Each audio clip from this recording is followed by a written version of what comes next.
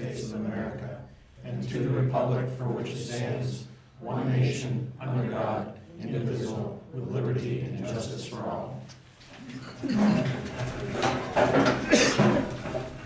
Greetings, everyone, and thank you for coming out this evening. We're beating the big storm tomorrow, so I'm told. Okay, first thing on the agenda, we're going to go right to the visitors and start with the Vergennes partnership. And Bill, you want to start off? Me first.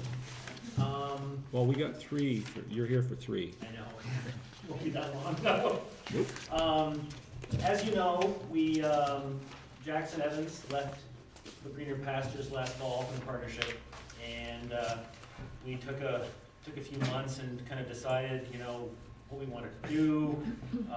We're trying to plan on, advertising for a new executive director and so on, and we actually found someone in our backyard who we think is going to be great. Some of you may know Bev, BLO. This is Bev's husband, Ed. They've been residents of the area for 20 years, part-time and full-time for 5 or 10. And Bev has a background in marketing and advertising. She still has a consulting firm. And, they've been involved in real estate and nonprofits in the community. And Bev said, I think I can offer something. And we said, we talked at length about it. And so she's been voted and hired as our executive director on a part-time basis. She's gone to Montpelier to the Main Street training program. We've had a few different meetings. We're setting up, the committees, reconstituting committees and so on. And there are a lot of some new people involved, and we're pretty excited about it. And if you want to just say anything, Bev, or brief the council on what's happening. Sure. Well, yeah, you covered a lot of it. We said made good progress, I think, in the first 2 meetings. We've gotten the 4 committees at least figured out, and we're hopefully going to get the chair people. That's the operational, organizational committee, business development committee, which is probably going to be the biggest one, the biggest amount of work, because one of the things we want to tackle is trying to figure out how to get businesses back in some of the empty, storefronts and in the empty buildings. We have a promotions committee, and we're going to have a design committee, because a lot of work was done over the last 10 years in the design area. Did some really great work on the infrastructure and the way the town looks. Design committee will kind of keep that going and elevate a couple other areas. But we got the committees going. We're now in the process of trying to recruit volunteers, because we have a board. We have a few people that have come to the meetings, but it's only going to work if we get enough volunteers to help on all the committees and really get involved. We're in the process of trying to do some inventory of empty spaces, so we have a better idea of what we're working with. We also are doing a quick survey for the state that's required that gives you kind of net gains, losses in jobs, and some other things, capital improvement expenses over the last year, just sort of an inventory of everything we've done. So we're shooting to do that by February. But we're off to a good start, and we're going to every month have a meeting and just keep things moving forward with the committees, and tackling no more than 2 or 3 key issues for the year. We're going to keep it very focused and focusing on the biggest problems that we have right now to take care of. It seems like the Economic Development Committee is probably going to be the biggest. Mm-hmm. There's a lot of interest in it. There are a lot of people that want to be involved with it, and it's not like industrial development, but really focusing on landlords, property owners, and business owners, and trying to be a clearinghouse so that we can get spaces occupied, so that we can negotiate favorable leases with entrepreneurs, to try and get cash flow into the buildings so they're able to stay maintained and so on. And I think that's going to be really important. Yeah. Promotion we do a lot with, the county chamber does a lot, obviously. And we don't want to usurp them at all. We love what they do. We just want to help support them with all of the events they do downtown and through the community. We went to the chamber meeting this morning, gave a little spiel there, and met some new people that Bev hadn't met and so on. So I think that's going to be a good relationship. Mm-hmm. And design thing, it's really a matter of just trying to find out from people what they want, what they need. Talk to Mel, talk to the council. Obviously, you know, our resources are limited, but if people want something, we would love to try and just, you know, bring it to your attention and say, is there a way we can make this happen? We have a new website, and we have public announcements on there available, so if you would like to send us some information, we'd be more than happy to post it on the website. That'd be great. So if you wanna do it bit, by committee, or however you wanna do it, That'd just, be great. We've also engaged your webmaster to help us with, there is a Vermont Partnership website too, so we brought him on board so that he can get our little thing going, but also link us all together, so that'll be Yep. perfect. and yes, by all means, we'll make sure that there's a link on our website. Great. Yeah. Randy's on our executive Yep. board, he has been, and he's been at every meeting, so hopefully that's a good liaison, and if something comes up that, you know, is important, we would love to come back here and just, you know, bring it up and discuss it, We're and thinking of- Mel and I see each other on a regular basis, so that's pretty easy too. We're also thinking of forming a little, what we call incubator group, of people, volunteers, as part of the partnership, so if somebody hears of, say, somebody that wants to maybe start a business but hasn't done it before, and wants some help with either finding good space or some marketing sort of help, or even finding funding, we're gonna kind of formalize that so there's a place to send people if they're thinking about it. We can help them maybe, you know, get it off on a good footing and get some businesses started too. Because there's a lot of people with good ideas, but sometimes they don't quite know how to do it. One thing, Mike, I think it was about a month ago, Bill, in anticipation of Bev coming on board,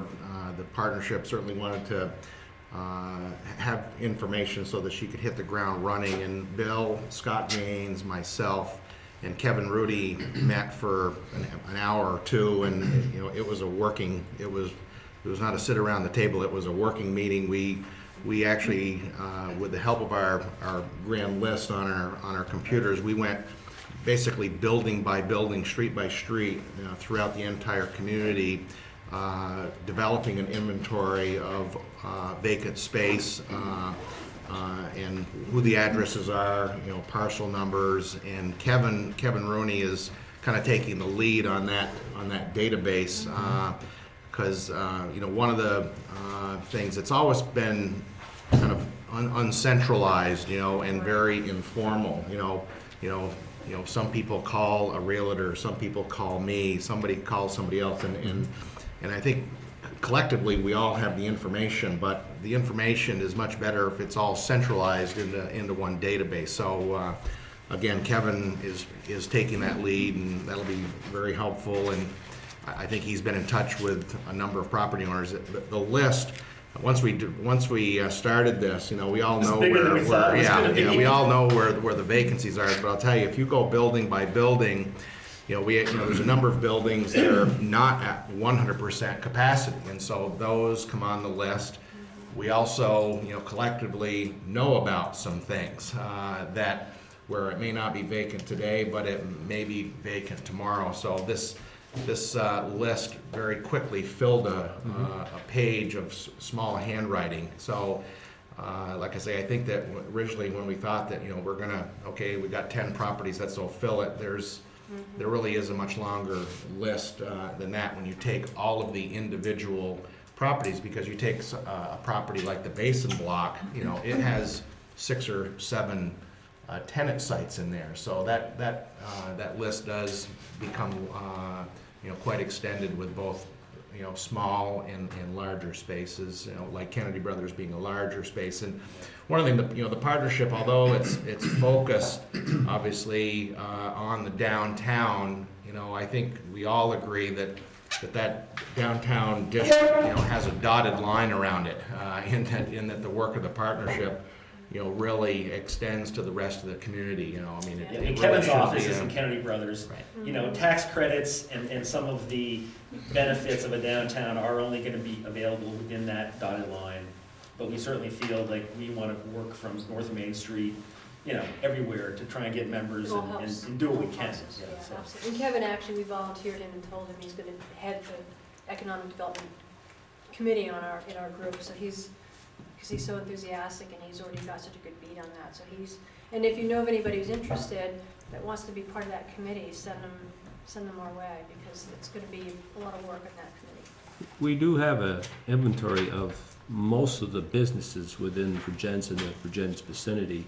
I don't know if that would be just good to. Actually, that would be great, because I Michelle Eastman created it. Oh, did she? Oh, good. Yes. We were talking about that today, actually. stopped in it's to fairly ask about large. that, but nobody knew, I guess they didn't know that existed, so that'd be fabulous. Well, I thought Can I that give you was my- What was on the web. That's pretty much what's on the web, okay, so but it's something different, okay. we tried to figure out, how far out do we want to advertise Mhm. outside of Vergennes? Like, we didn't go to Dakin Farm, because that's pushing the realm, but something around kind of the immediate area, we were comfortable with doing that in Mhm. hopes that would benefit our Vergennes.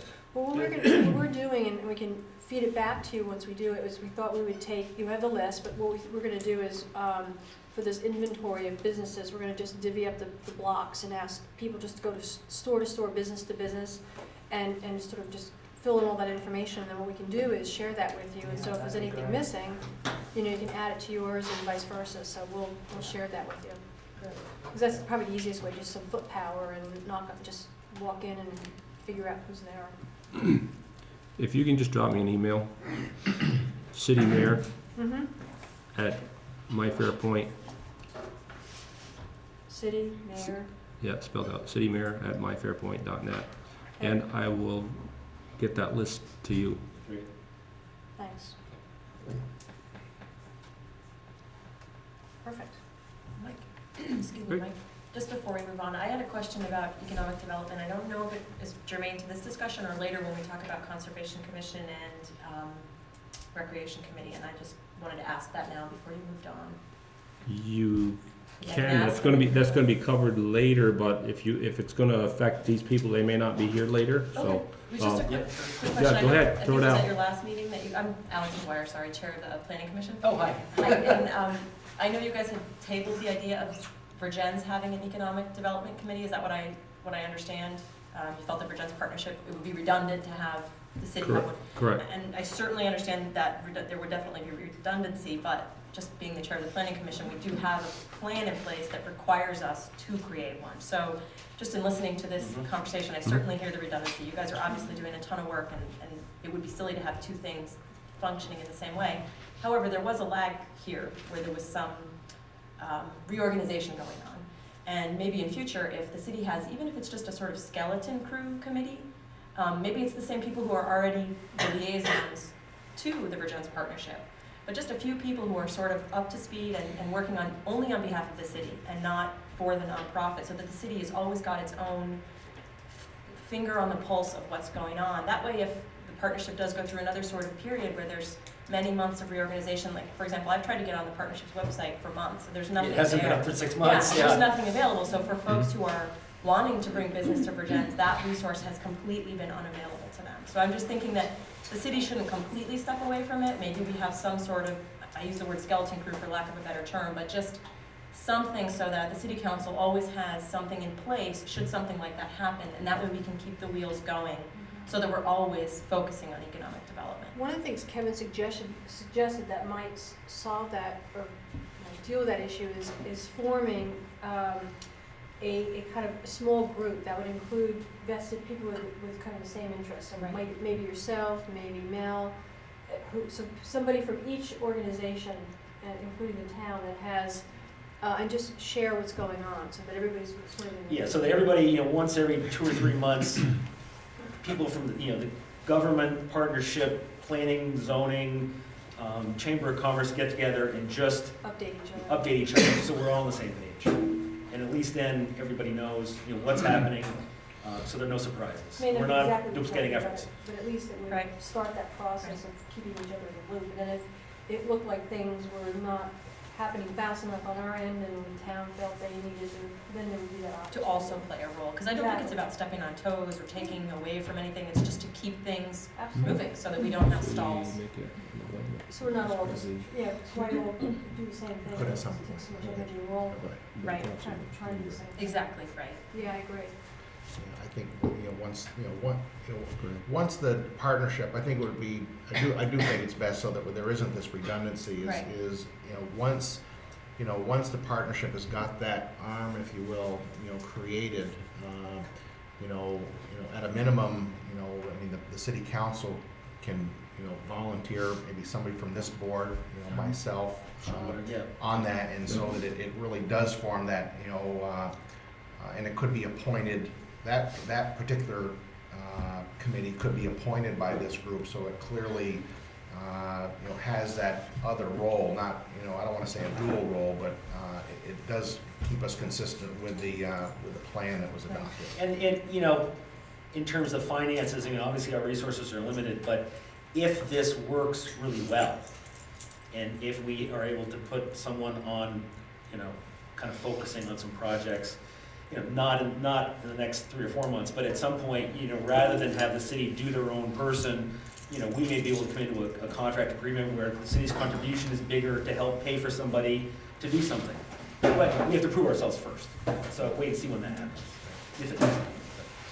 Just what the language, I have the plan right here, and what the language of it suggests is that, or states as a policy, is that Vergennes will create an economic development committee made up of city council members, planning commission members, and business owners to develop a clear vision and strategy with regard to economic development within the city within 1 year of plan adoption. Obviously, we're well past that now, but I think we can probably do something that meets that without overstepping. And I think oversight is almost what we're talking about. Obviously, you guys are an independent nonprofit, so you're not looking for our oversight, but as long as we're staying on top of it, that way we don't drop the ball. I guess that's all I'm looking for. Well, and it's the input too, because we'll do a better job if, when we get together, you let somebody know what's going on, or if somebody else hears something, then everybody can kind of work together to sort of tackle some of these problems. So it's a combination of oversight and cooperation, I think, that will be very effective. And it will, I think, solve what you're saying there. Yeah, I'm just sort of the voice of the plan here. That's my only interest in bringing this all up, so. Okay. Okay. Any other comments? Discussion? If not, thank you very much for covering those issues. And what we'll do is we really need to want to switch, because it does affect the partnership, is we would like to go to item number 8B and talk about enforcement of 2-hour parking. We did, I talked to Mel last week, I guess, and he said that there was some discussion at the council about it. We brought it up at our last meeting, just, to discuss it from our standpoint. And Mel and I talked about it at length. Obviously, it's hard, there are issues in terms of Main Street, side streets, business owners parking, employees parking. We don't control the policy, that's the council's job, that's the police department's job. We would be more than happy to, when we're going door to door to businesses and so on, try and, once we know what the policy's gonna be, to try and educate business owners and employees about parking, where they should park, when they should park, so that we don't get, somebody owns a store here, parking here, right on Main Street, where it just, right now, there's no rhyme or reason to it. But I think that part of what we can offer is some legwork and some time and some education to try and say, look, there's a policy, let's try and adhere to it for everybody's benefit. Sure. And so once that's settled, we would be happy to try and do some of that work.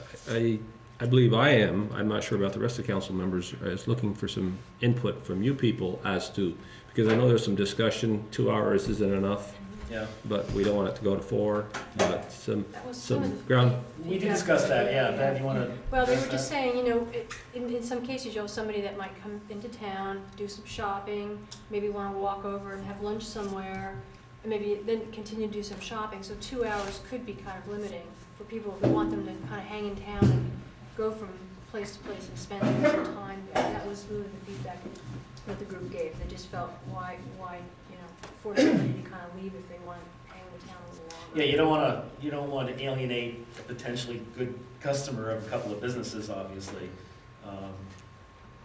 And I think, normally for 6 months out of the year, parking isn't really a problem. But sometimes in the summer and in the fall, it can be a problem, particularly for, that's when people need to stay off of Main Street. So what might we consider doing, some sort of summer parking ban, like we have a winter parking I ban? don't know, but- maybe. but, I mean, I don't know that we have the answer, but I think reverse? we're more than happy to, try and research it some more, talk to some other communities, see what they're doing. I guess, I don't think there's gonna be a solution tonight, but there could be a solution in a couple of months where we can all agree on something before spring's here. It would be interesting to do sort of a survey to figure out who's parking long periods of time. If it's employees, could it be residential apartments, and maybe figure that out. And maybe, to your point, there's a solution to get them to move somewhere else so that the transient traffic is not so. Would the partnership want to come up with a survey, and either we'll see that it gets around? The business people might have a better feel, or the questions, I mean, we could do Yeah, it, it can but certainly be something that we can, work hand in hand. get opinions and some ideas and bring it back and say, this is what we found. And again, I mean, the great thing about dealing with the state and the Main Street program is that we can call up Leanne, who works with all the downtowns, and say, what other communities Vergennes size with similar characteristics, what are they doing? Mhm. And are they problems, or are they happy with what they're doing? And we can get that information pretty quickly. Yeah. So that's Yeah. certainly something we can do. Mike, George and I really haven't had any conversation about 2-hour parking, and George's probably thinking, funny, Mel never brought that up. Because obviously, it's the police department that ultimately enforces, a 2-hour parking, and obviously to try to enforce 2-hour parking on a regular basis, it takes resources, and resources cost money. And actually, I'd like to see how you could chalk a tire with 2 inches of snow on the ground to figure that out. But one of the things, it is a city ordinance, and if in fact, a message needed to come from the chief of police about enforcement and about that ordinance, it comes from George, all right? Partnership can write any letter it wants to anybody. I just didn't know if they want to be part of creating a survey, come up with the questions that would be tailored towards the businesses as to what their needs are, and help us come to where we need to be as far as some decision-making. Yes, the chief will make the rules. Chris? I honestly believe that if you get the employees off the street, we won't have a parking issue. I think that it's relatively simple. I mean, you really, you hate to use a sledgehammer when all you need is a fly swatter. Yeah. This isn't the right forum to do it. I mean, it's been an issue for years with the same half a dozen businesses and the same employees. I know who they are. I mean, I'm not. Most of us probably do. Absolutely, and in some cases, it's apathy. It's I don't care. I'm going to park down the street in front of this other guy's business because I, have the ability to do so. I think it's relatively simple. I think that if you deal with those half a dozen businesses, and it's communicated to them that, we have a 2-hour parking ordinance, and if you continue to park here, your employees continue to park here, you're gonna get a ticket, and then we're done. And I don't see, I'm on Main Street every single day. I don't see shoppers staying there for more than 2 hours. And if they do, police officers have the ability to use discretion. I mean, if we're all on the street, you walk up and down the street, you see the same car parked in the same spot day after day after day after day, that's the individual that you target. That's the individual that you say, hey, you know what? You either knock this off or you're gonna start getting a ticket. It's simple. Well, I just was trying to eliminate some of the discretion, not that they don't have good judgment, but more cut and dried, where I do agree that a lot of them, I see them there every Saturday, certain people just pull into certain spots like they've got that locked down. And I just thought, here's an opportunity to do some more research, get some facts. I think we can and certainly ask some look at- questions to get a sense. Get a sense and see if we need At least to. to know, Yeah. we can tell Mel, you guys, what we found. I think David's right, that probably, I think if we can talk to some folks, probably it can be alleviated. If not, then you can, take that next step. I think that, we've got a little bit of time before it's gonna get bad, and I'm sure we can come up with a solution, before we need it. Table this and, Yeah, I don't think there's any. no, okay, there's not gonna be any action on this. Any other comments on this while we're on this point? Okay. We'll be bringing this up in, later on this, hopefully before spring. Next item is, we're gonna go, as long as Mr. Bill's here, is, we're gonna go to number 6D, And that's the Boys and Girls Club of Greater Vergennes? This gentleman has to leave at 7:30. Who does? This job. Mr. Bob. Yeah, At what time? it's about 7:30, he says. Oh, But I'll hang in there, I'm here as a citizen. Yeah. Well, that's okay, so am I don't mind waiting, whatever. we'll move to your subject next. This will be really quick, I think. Yeah, this should be, it's more or less an update what they're gonna do. Bill, go ahead. What's the subject? The subject is going to be Boys and Girls Club, Greater, 6D. it's 6D. Requesting real estate options on an 8.13 acre parcel. Ed is on the Boys and Girls Club board as well, and he and I are on the kind of the real estate or facility committee. Mel did share with me the survey that Tim Cowan just completed for the topographical analysis of that land. I took it back, looked at it, did some calculations in terms of setbacks, elevations and so on. It appears to me that there's probably 3 acres, maybe 4 acres that is fairly level, that could be used, that would meet the setbacks for that public district. The only thing that's not acceptable is the road frontage, but it's a pre-existing parcel, so Mel thinks that's probably not a problem. We have a board meeting on Thursday morning of this week. Mhm. I was gonna bring this map in, present it, talk to the board, see what they thought. We're in the process of looking at this, we're looking at feasibility studies.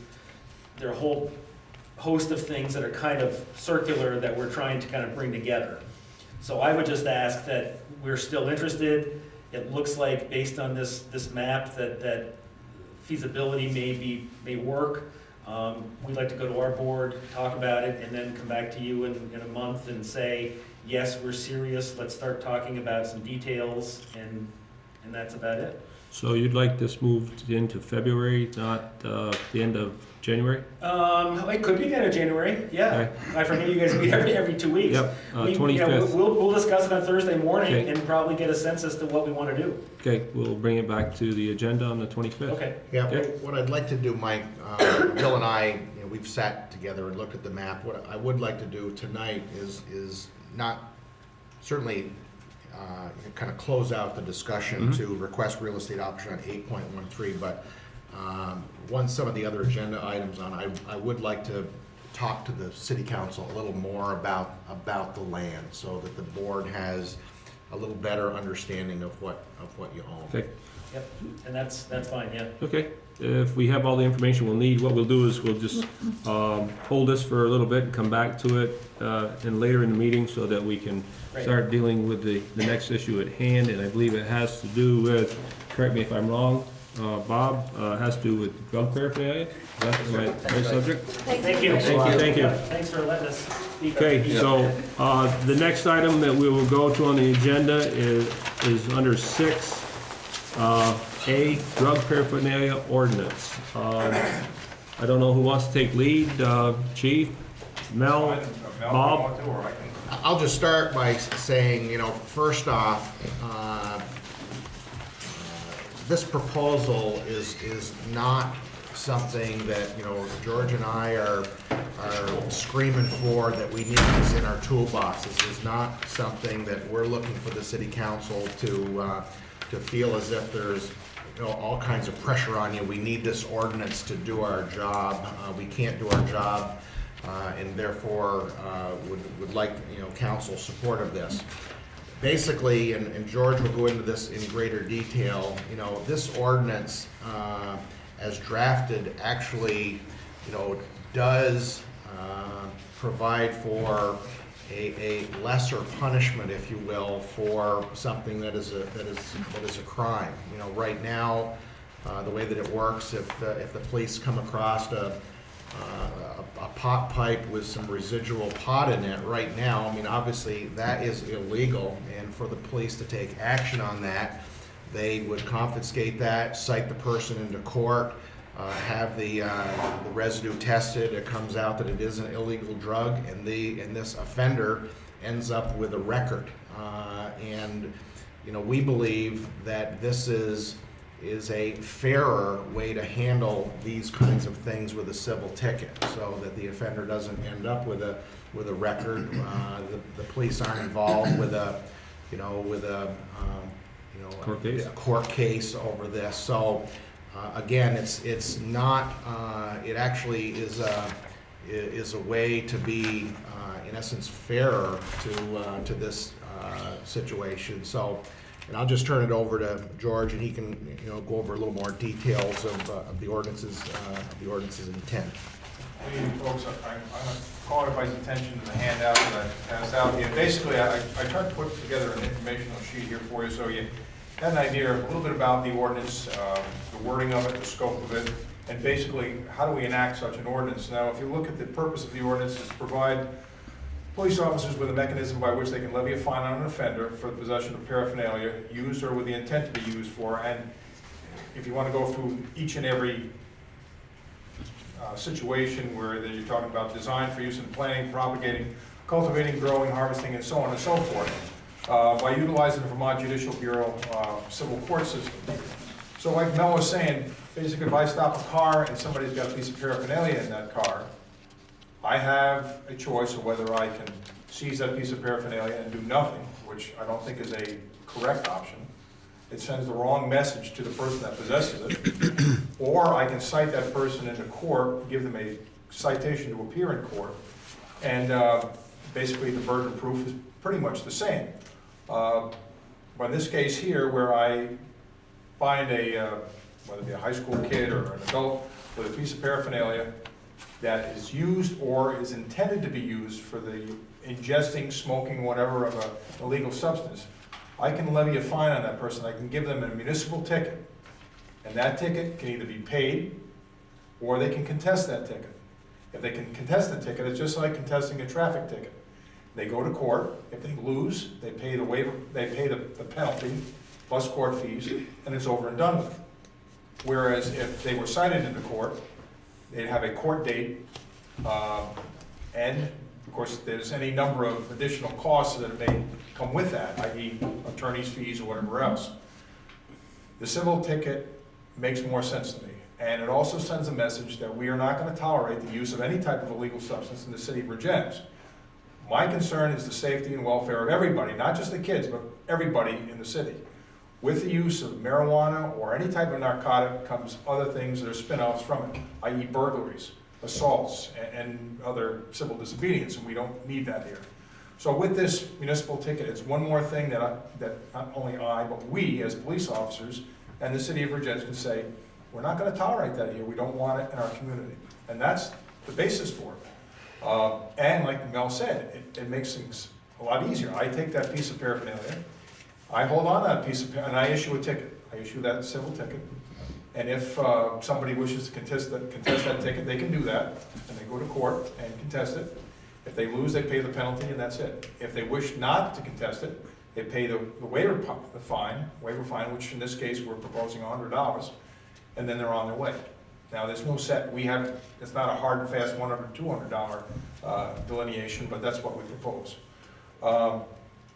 Does anybody have any questions on the definition of paraphernalia?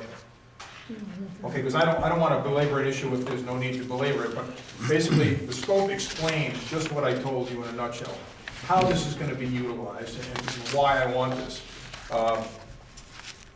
There is a current statute, a state statute on the books right now. It's under Title 18, and 4475 constitutes the definition for drug paraphernalia. 4476 is the state statute that deals with possession of drug paraphernalia with the intent to sell. And it explains what drug paraphernalia is in that statute, and basically the burden of proof of what an officer has to do in order to prove whether that person has a piece of paraphernalia that is going to be used for utilizing a legal substance. So basically what we're proposing is to have an ordinance that basically says no person shall possess drug paraphernalia with an intent to use that paraphernalia with an illegal substance. That's it. It's a civil ordinance. It's not changing a law. It's an ordinance. And basically the implementation of the ordinance follows Vermont League of Cities and Towns Ordinance Enforcement and Judicial Bureau. I called that up off the website, so there's no great research on my part here, other than the fact that it gives the steps on how you would enact an ordinance. It'd be in review. Basically, the review constitutes, do we have the authority to adopt a particular ordinance? And there's a statute that permits a regulatory action, which means the ordinance is valid. We have to make sure that there's no constitutional issues that would result in a challenge, and that explains in there too in this handout. Then basically you would have to adopt the ordinance, and the legislative body of the municipality must adopt the ordinance or amendments at a regular special meeting of the board, and must be adopted by a majority of the members of the board. And then we have to post that ordinance, which after the adoption of the ordinance by the legislative body, a copy of the ordinance must be posted in 5 conspicuous places within the municipality. Then we have to publish it.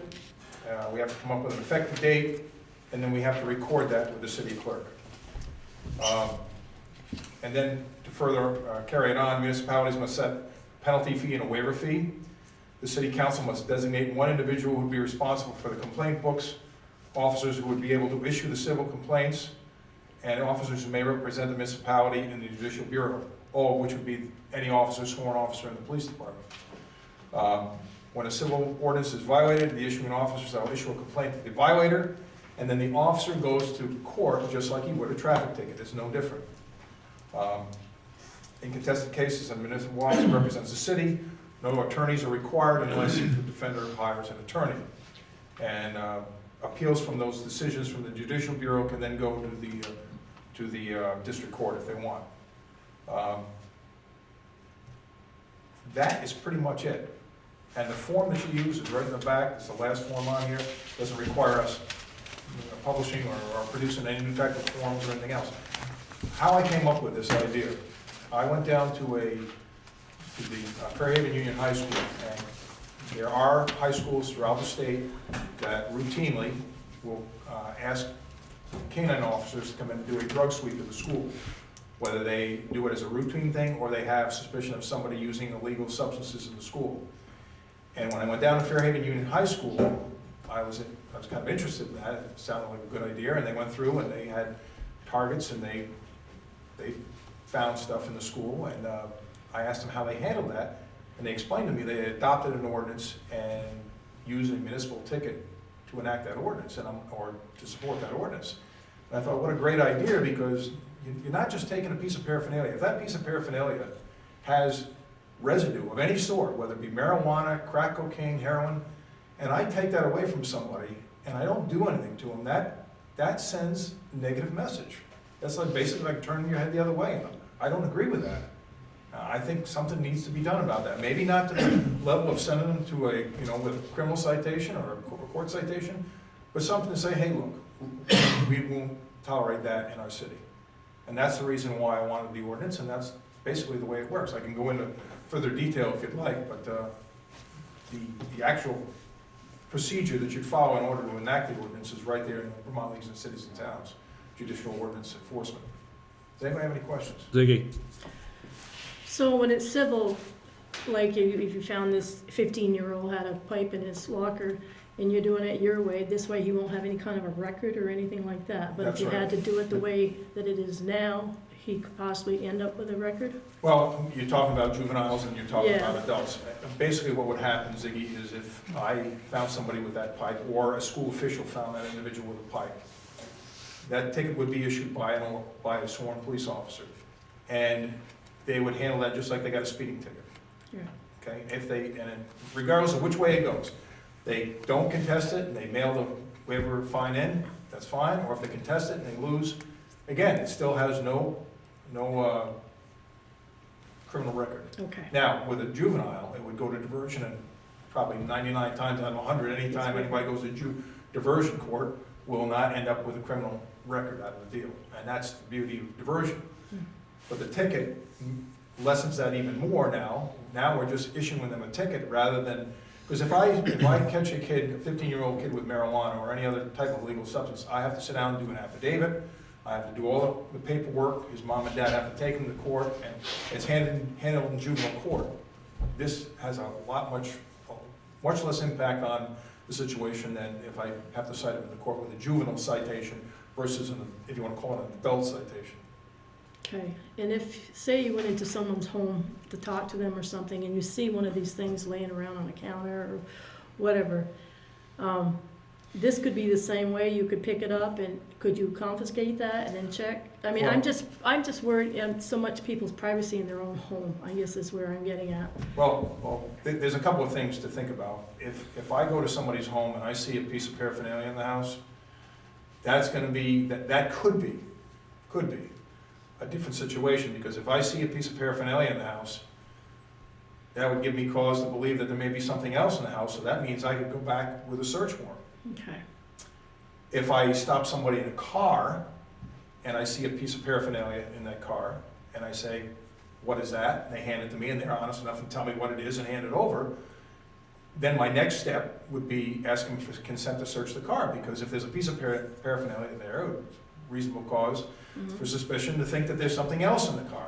If they say, Chief, go ahead, I'll sign the consent to search form, I find nothing else, then I would issue them that, depending on the circumstances now, I would issue them that ticket, and on the way they'd go. And it's their choice whether they contest that or not. Now, if I find a piece of paraphernalia and then I find something else to go along with it, that's gonna be a different story. But, you know, if I'm not invited, but if I respond to somebody's house and I see something there, there's there's probably 100 different situations that could happen here, but chances are I'd investigate that a little bit further. You know, we kind of pay attention to things like that. Joe, any questions?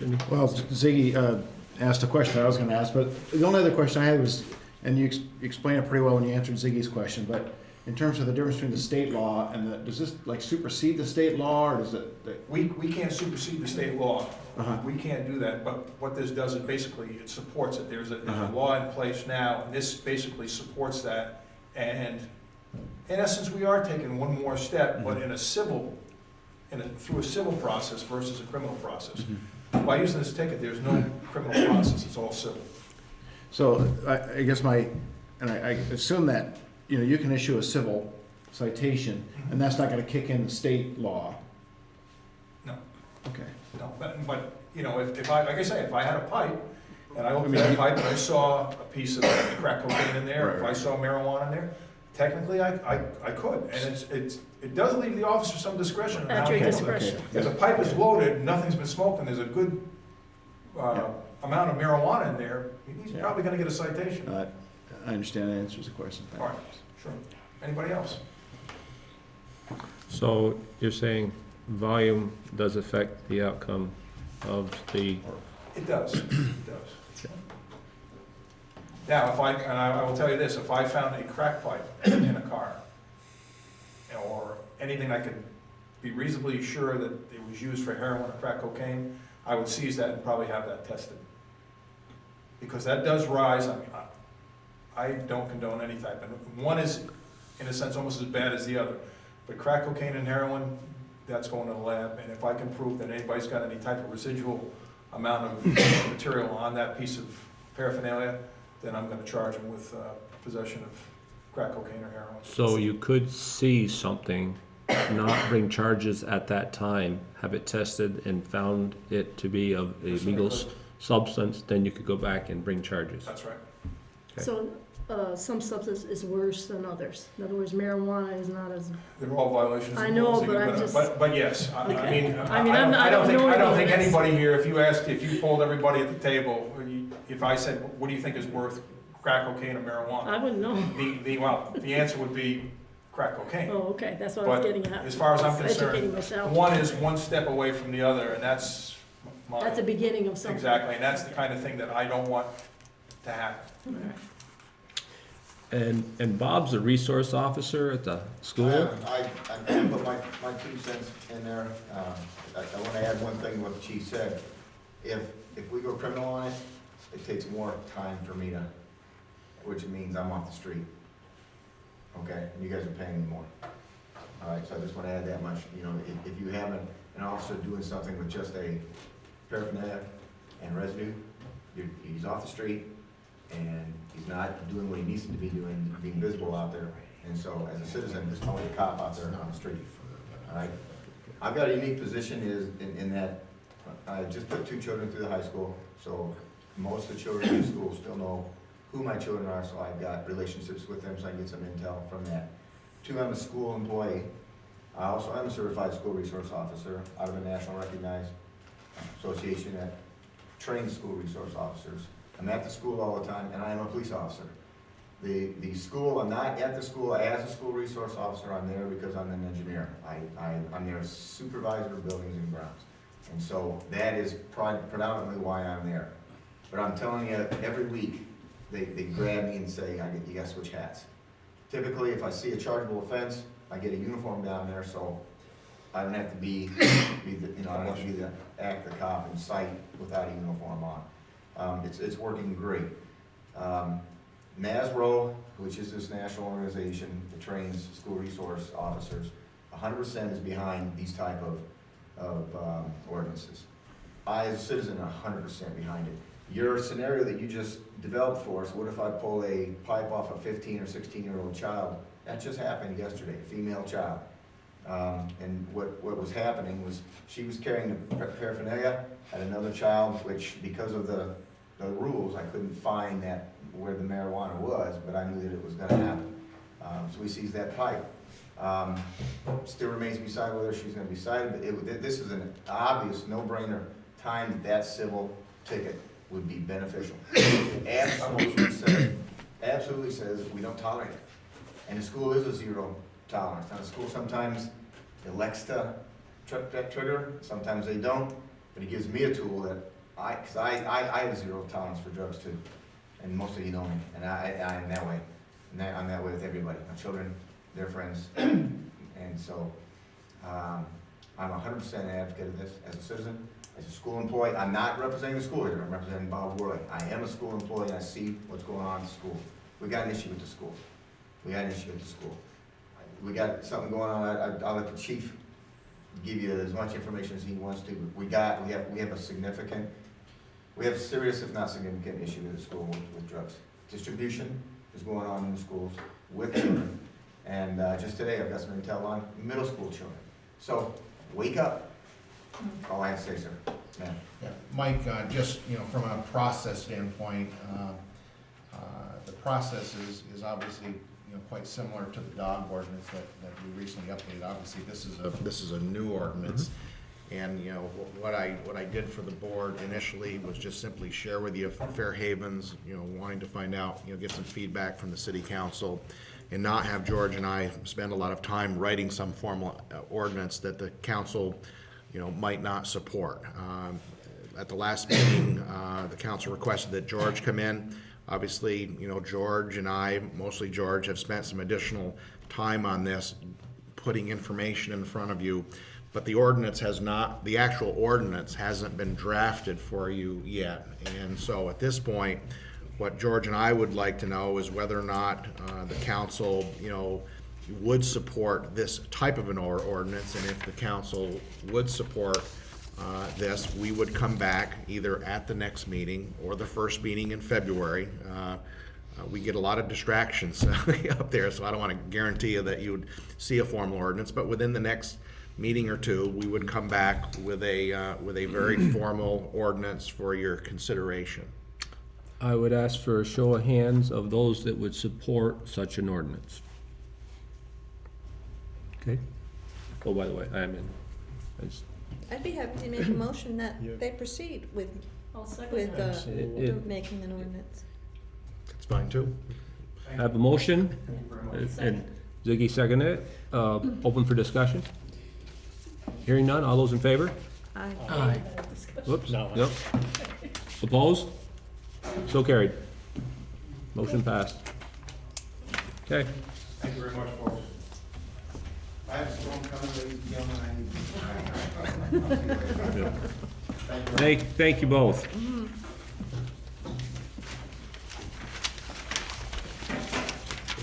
Michael, I'll make a motion that we approve the minutes of the last meeting. Thank you. I have a motion. Randy seconded. Omissions, corrections, or errors? Hearing none, all those in favor? Aye. Opposed? So carried. we're going to, I'm trying to find my agenda here. I know usually we go to budget next. Mel? Yeah, I have not done a line-by-line review of the budget, so I really don't have any comments, to be honest with you. I have reviewed the police department budget line by line, however, but anyway, I'll give them a more extensive report on the budget at the next meeting. Okay, any committee reports? Already had mine. I stopped at I went to the Vergennes Partnership meeting, and I am sitting on that board, so this question of a tie to the economic development, it's already kind of established. I sit on the board, so I'm still gonna be the liaison, so I can. We need to formalize that at some meeting, Right. but we gotta figure out how that's gonna be laid out. But yes, that definitely will be the case. Would it be helpful, Mike, if the planning commission comes up with, given everything that was discussed tonight, and trying to avoid redundancy, we come up with some sort of proposal for you? That would be great if you'd be willing to do that. Thank you. Thank you much. Okay, public comment? Public left. Okay, we're moving right along. We've done the drug paraphernalia. We want to go back to the Boys and Girls Club and get that wrapped up? Yeah, Okay. what I want to do, obviously, I gave a shrunken version of the survey for everybody on the board. And I know when you shrink something that small, it can be a little difficult to read. Basically, and I did follow up with a meeting with Kim, and just to remember what we engaged them to do was to basically provide us with topographical information, but not necessarily the entire 8.13 acres. You know, if basically was to go out there and do topography, do a sufficient amount of topography so that you could have a much better handle on what you own. And so, like, when you look at your map and you see a couple of instances where it says area not surveyed, area not surveyed, basically there's two level spots in this piece of land that you can see. You know, for those of you that aren't used to reading topography maps, when the lines are farther apart, that means that the land is flat. When the lines are close together, it's either heading uphill or downhill very quickly. This property is, when I first looked at it, I thought that maybe it was like a valley, and it's not a valley. And this thing is just heading downhill into this marshy area, all right? So it's not like it's going down and back up. That's not the case. You have two flat areas here, and everything is just diving into, you know, the potash, or the brook there. It's not potash brook, but the brook and this marshland. And so that's why there was I didn't want to pay for any additional work to map an area that really couldn't be developed. The other thing there was another item that we talked about, and that was doing a wetlands assessment. And there has not been a complete wetlands analysis, but Tim does have obviously some experience out there in the field to basically find areas of clear concern. And you can see he's mapped a couple of pockets of wetlands up towards that. It's actually in the setback area, so it probably doesn't adversely affect the developability of the property. The other thing, for those of you that took the magnifying glass, the other item that I wanted him to investigate was the location and the depth of the nearest manhole. I wanted to find out, you know, whether or not this property could be served with sewer by gravity, as opposed to having a pump station and pumping sewer up to New Haven Road. And look, if you look in the top left-hand corner, you'll see a little box up here pointing to a manhole. That is actually a plotted manhole. And you'll notice that it says rim 154.4. That's the elevation, and that's the rim of that manhole. I haven't had the time to go out in the field and pull that cover or look at the plans, but my guess is that manhole is probably about 6 feet deep. All right, so the invert in that manhole is probably at elevation 148 or thereabouts. And so therefore, with this property up in here, the flat area being at elevation 176, and over in here at this manhole, you have an invert at elevation 148, so clearly it's accessible by gravity. What's not on this map is who owns what to get there. The high school, I'll be talking to Bob here about this. The high school owns, when the graded school district liquidated, if you will, obviously we ended up with a swimming pool and 3.5 acres, and we ended up with this 8.13 acres. There was another piece of land, I don't know, 10 acres or something like that, of which the baseball field and some other athletic fields of the high school are on. And so the Vergennes graded school district conveyed this chunk of land over here to the high school. And the Union Elementary School already owned the land underneath this manhole. So one of the things that we need to do is to obtain an easement from both Vergennes Union High School and from the Union Elementary School to get access to that. And you know, if unless the city council wants to grab me by the nape of the neck, I think I need to pursue that to at least let both of those school boards know what we've found and engage in a discussion to in hopes of getting an easement over their property to serve this property. Somebody want to make a motion to give Mel authorization to proceed? Make said motion. Second. I have a motion by Randy, second by Ziggy. Discussion? Hearing none. All those in favor? Aye. The other thing that I want to do is get this to the Development Review Board, because it is very possible, it's possible that the parcel could be subdivided into 2 parcels using a PUD, plan unit development. And the reason why it would have to be developed with a PUD is because it does not have sufficient frontage.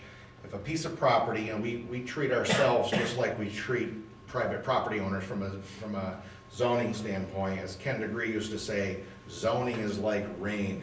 It treats everybody the same. And so therefore, for the city, if the city council was to contemplate conveying the property in more than one piece, it would have to go through a plan unit development whereby you would create a couple of parcels, and then you would have a piece of land that would be held in common ownership. All right, but I want to just bring this map to the DRB, you know, have them, you know, just review it and see if they too would agree that it could potentially be subdivided into 2 parcels using the PUD concept. So I'll bring that to their attention at the February meeting. Do you mind a couple of questions? How wide is that right away? I believe it's 48 feet. Yep. And where is that Plus or minus. manhole in relation to the elementary school? It's actually, Or the tennis court? It's actually, if you were at the far end of the skating rink or far end of the skateboard park and walked Footpath. 200 feet down into the valley, the manhole is in about that Yeah, location. so it's not that close. No, I mean it's not like that manhole is next to the skating rink. It's down, that sewer line runs along the valley. It actually, that sewer Couple hundred line, feet south of the skating rink would be. yeah, that sewer line, it actually serves the Vergennes Ferrisburg Shopping Center, Mountain View Lane. It travels down through that valley and ends up going across New Haven Road at the foot of New Haven Road. I mean, I actually did a little superimposing this map against my sewer mapping office. I'll show you that. So anyway, it's good news. That was one of the things that we wanted to see if whether or not it could have access by gravity. Much cheaper. Okay, other discussion on this property? I have something to say. I'd like to say. Sure. It must have been about 4 or 5 years ago, 4 of us was in a van. And we went around town looking in different areas to relocate a new police station and possibly city offices down the road. Mm-hmm. And at the time, the survey said that it would not be good to have the police station in the center of the town, but maybe a little bit on the outskirts. Now, looking at this property, I can't see a better place but to have something like that down the road. It may not now, but in the future, there is land right here for us. with city water and city sewer. I'm just saying, we ought to be careful on what we're gonna do here on this, because we don't have much land left. And this is actually something that we paid, I don't know, 28,000 back in the 1970. And compared to the price as the markup, I mean, I bought my house 24,000 in 1972, and now it's probably worth at least, they say 180, 190,000. And I'm not saying that this lot's worth that, but I mean, we need land, and here we have a place. It would be an ideal spot for our relocation, for something like that, because eventually we are gonna have to get out of there, or at least the police station is. I'm just saying, you know, we gotta look ahead here. Okay. It's right there for us now. We didn't have it before. We don't have to renovate, we don't have to buy a building, we don't have to do anything. We can go in brand new and just start right from the beginning. And I'm not saying we can't, if we can subdivide it, fine, but we better think about this. It's right here for us. You're gonna get George all excited. I mean, you just have to be sitting here, but this is what we were doing. Remember, I concur with that. I think that would be, if you're gonna try to do a PUD there, wasn't there talk that weren't actually gonna convey the land? We were gonna actually give them a 99-year lease? I haven't done that. I don't remember that. All that we've done is had some very, very informal discussion at this point, Randy, so I don't, you know. I do remember that comment. Yeah, I mean, I know David expressed a concern about conveying land versus leases. You know, I can tell you that I certainly can appreciate Dave's stance on this, but it's very possible that kind of a land arrangement might not be able to work from a financing standpoint on the other end. But you know, I think it was agreed tonight that, you know, the Boys and Girls Club was going to meet on Thursday.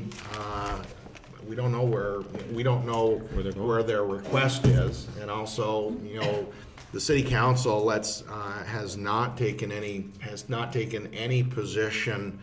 I think there was some motion that was approved by the board saying, I can't remember the motion, Joan, but it was to say that we would consider that. It really was not any kind of a commitment. You know, the city, it was at my recommendation that the city spend the money to get this topography done so that it it had a much better understanding of what it owned. And now I think that you have that.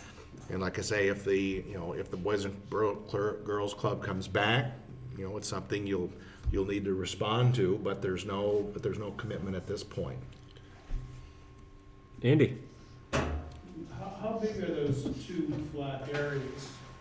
Well, the entire parcel is 8.13 acres, so it looks like the one to the left is about, depending on your definition of flat, it's 2.5, 3 acres, it looks like there. The setbacks in the public district, of course, we're working on zoning regulations, Alex.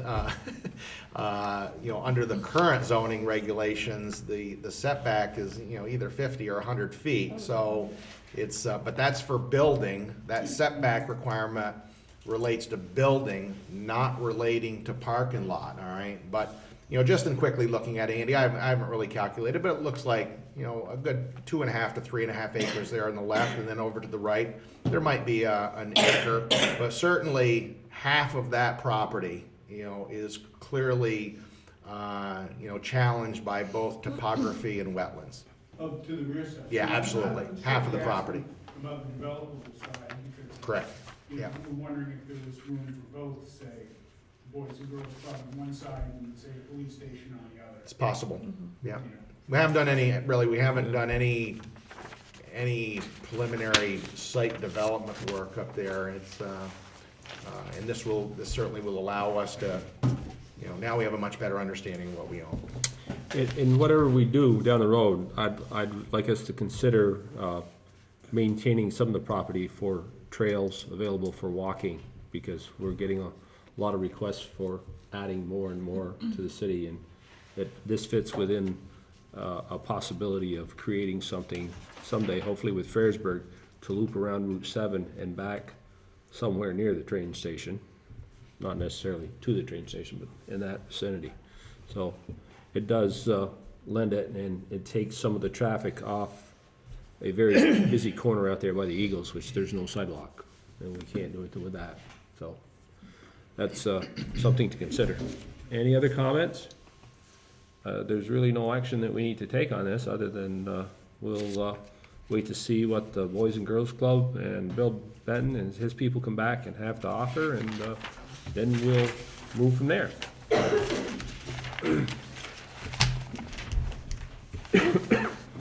I jumped right ahead here, but are there any other committee reports? Kinda didn't give a check. Public comment? I think Alex is really here. Alex, did you want to? I think you're gonna talk about conservation. We are. We're doing that at our next meeting. I just wanted to be here to hear what you all think about it so that I can help make sure we do what you want. Sure. Okay, let's go to 6B. Recreational Committee Draft Mission Statement. Chris, great job. And Lowell, who's not here. Yeah. I went to like 6 in-state city or towns to ask for mission statements, and Lowell Googled outside. And this is what we came up with. These are the 2 that we like the best. And so I guess the decision is, which one do you like the best? And the recreation director for the city of Barry provided us with this last statement, which is our vision. And she says nationally, those types of statements are being created, and they're pushing to see that kind of statement in letterhead or anything to do with the recreation now. So that's why we threw that at the vision on the bottom. Let's just see a show of hands. How many like number 1 better than number 2? Number 1 is wordy, I know it is. but it covers a lot. But it says a does. lot. It covers a lot. Says a Yeah. lot. So, Yeah. how many would prefer number 2? So, It's a split. I didn't vote, I'm sorry. want to go back and do that again? You want to think Yeah. about it? No, go ahead. How many would prefer number 1? How many would prefer number 2? I could flip-flop either way. It's just, I think the wordy is, it is a little bit wordy, but I think it covers a little bit more than number 2. I think they're both good. The reason that I prefer number 2 is that number 1 really goes beyond the scope of what a mission statement is. And it mission statement should be very clear and concise. In the second sentence where it says, we will do this through effective partnerships, that's not really a mission statement.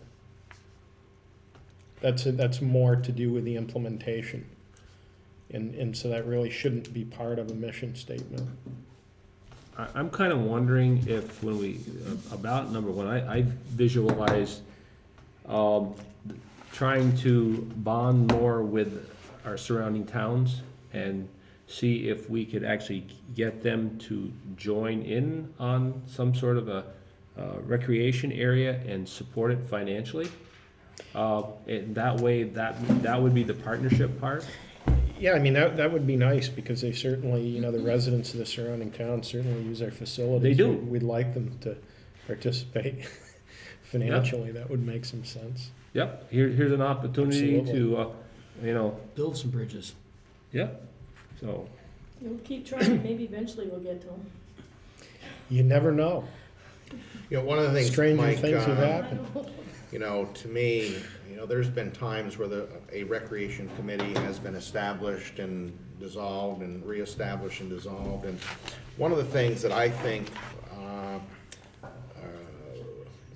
if I were to look back at a time when the recreation committee didn't work, was when they tried to basically take somebody from the Little League and somebody from the swim team and somebody from the tennis program and try to get them into a room and try that to be some cohesive group. And it wasn't as if they didn't get along, but those programs are all operating well. They have their own people in place, and they work like clockwork. what we're missing here to me is when I read mission statement number 2, it really does not, this is not about, number 2 is not about the swim team, Little League, T-ball, tennis. This is about our parks and recreation system, and I think it's more about facilities. And, we talk a lot about, trails and this type of thing, but we don't have a group of people that are focused on facilities. I look back, or I think back, I'm showing my age here, I think back into the early 80s when there was a recreation committee of, and I can only, unfortunately, I'm going to upset people that were probably on the committee, but I can remember Pete Jensen and Chris Pettibon, and I think Paul Vachon could not have been too far away, were part of a recreation committee that, I met with on occasion, and one of the things that group did was wrote a grant to the Land and Water Conservation Commission, which ranked number 1 in the state, which developed Vergennes Falls Park. And so that's an example of a recreation committee that, is kind of tasked with taking a look at what the city owns and takes a look at its facilities and what could be done to improve them, And to me, I think that's something that we need to do. And so it's not about operating the pool, we can do that already, but what we don't have is, what are we doing with all of our property? Think about Fisher Memorial Park on Maple Street. You think about, the other land that we either lease or own in the basin. You think about this piece of land. I just think it'd be if that group could be much more successful if it was facilities oriented as opposed to program oriented. So I think that 2 is what we need. I just think it's what we need, not another committee running programs, because they're all intact and doing a great job. Dave, another country heard from? When he says that, what I'm thinking is we should establish this committee and see what they envision as a recreation committee, and see which one is applicable to what their vision is. And if their vision is to do the park thing, then obviously that's one way they would pick. Where if it's to do with events and programs, if that's their vision, I think the original intent was to give them direction. So I think that's really where we were headed at the beginning, but More of an oversight. it could go either way. Mike, if I could just, Sure, because I by have all means. the plan here, I feel like that, She doesn't go anywhere without it, That's I need a pocket size one actually, but, there are 6 policies under Parks and Recreation in the plan. One is to establish the Recreation Committee, but the rest of them do deal with mostly what Mel is talking about, is the infrastructure maybe, or the playgrounds and, maintaining things that are already there, like the skate park and things like that. And I think you can establish a vision now, but maybe it is better, as Chris is suggesting, to create a committee and task them with creating a vision based on the plan, and then they bring it to you and you approve it, if you like it. But, they have some very clear guidelines within which they have to work, if they're gonna follow our municipal development plan. So there is kind of already a vision here. Maybe leave it to them to create a vision statement that you all can agree to. Sounds like a good direction. How do we go about establishing a group? I have one individual that I've talked to, and she said that she would serve on a committee, and I would feel that she would be very good at it, Chris Bradford. And she said she'd be willing to serve. I think it requires some assistance from somebody on the council. I don't know if anybody here, Joe? Yeah, I've already been involved with this swimming The pool, swimming it's kind of pool? a natural outreach, so I'd be happy to serve on the committee.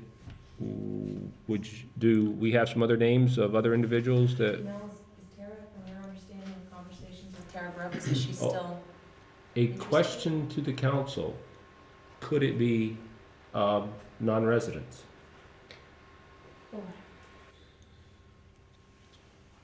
I think that I would prefer to see it, if it's a city committee, it ought to be city residents. Okay. Because I've had some individuals from outside the city, you know, approach me about different things, skate park and whatnot, and they said they'd be willing to serve and help in accomplishing Yeah. certain things. It doesn't mean that they have to be part of this particular committee, but I'm just looking to try to get a pool of names so we can go to them. I think what we, you know, probably all that we need to do tonight is to try to agree on a number. You know, do we want a 5-person committee, a 7-person committee? You know, and if that's what it is, then I think you the know, we five. just get the word out. I think you want to keep it smaller rather than larger, because again, Joe knows how hard it is to try to get Everybody together. at one time, so, what are your thoughts, Joe? What do you think? I agree, 5 or 6 is probably plenty. Probably should have an odd number just in case you vote on something. Sure, 5. Okay, council agree on, 5? Okay, 5 it will be? One more interjection. Sure, by all We means. interviewed so many folks for the planning commission. I think we had a couple of folks, they weren't maybe a right fit for the planning commission. We certainly didn't need 5 bodies at that time, but we do have a few who, one in particular, I think, Mel, you know who I'm talking about, who I think would be golden on the I have his name and contact information. Yep, so by all means. Joe, I'll share that name if you want to approach that individual. Okay. And Chris Bradford, I don't have her email address.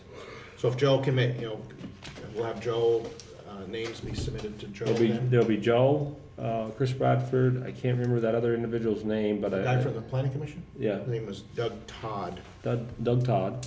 And so there's 3. We could leave it up to Joe if he wants to try to come up with 2 more. I think Tara Brooks, I don't know how. Tara Brooks? She live in town? Yep. She does? Okay. Yeah, she served on a recreation group before, did a bunch of survey work, worked through the high school and whatnot, so. I think she works at the Opera House now, actually. She does, yeah. What about Martha DeGraff? Some of them, they got along with other. I know, Tara's the executive secretary for our community orchestra as well. I know her very well. Oh, good. Yeah. So that would be a good fit.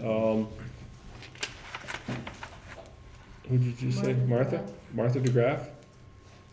Outside the community, isn't she? No, she's in. She's currently the fundraising coordinator for Evergreen Preschool, and we're having a few issues. I just want to throw that out there as they're considering names. Okay. If anybody else has any other names that they'd like to submit, just go ahead and give them right directly to Joe then. And we'll await your feedback. Does that mean I get 2 votes on the mission statement? Sure. Mission statement is what you guys want. I mean, you could go with what's here or create your own, but Okay. like Alex says, there's some definite guidelines in the city plan already. Including one that we have to hire a recreation coordinator at some point, so just throw that out there now to plant the seed. It is Yeah, obtain- Well, it doesn't say that the city has to pay for it. It says obtain and increase sustainable funding. So it's not suggesting that it come from taxpayer money. It's find a way to make it feasible, that it can be paid for and Self-sustaining. continue to be paid for. We need some other individuals that leave large amounts of money to the city to Deep pockets. deep pockets. Okay. Well, Joel, you have a mission in front of you. Okay, we've started that ball rolling. And the next item is 6C, creation of a conservation commission. Mel? Yeah, I want to start out, as I did with Mike the other day, with an apology. And I know that I have researched the statute before to try to figure out what a conservation commission does. And of course, anytime that I would print that chapter, I immediately went to the duties and responsibilities, and my teachers would not be proud of me, because what you're supposed to do when you're handed something to read is to start at the top and then read to the end, all right? And I neglected to read the first paragraph. And the first paragraph in the enabling legislation for a conservation commission states clearly that a conservation commission can only be created by a vote of the municipality. And so therefore, you know, I always was of the thinking, because I didn't read the first paragraph, that a conservation commission was like a recreation committee or an energy committee or an economic development committee, but that's not the case.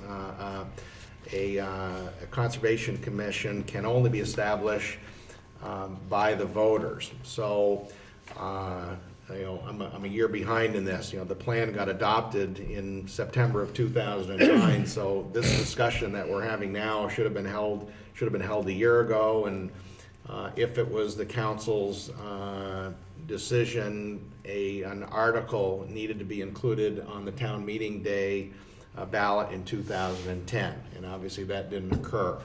And Alex, you and I, I'm sorry, Alex, you and I we do email all the time, but I didn't point that out to her nor any member of the planning commission.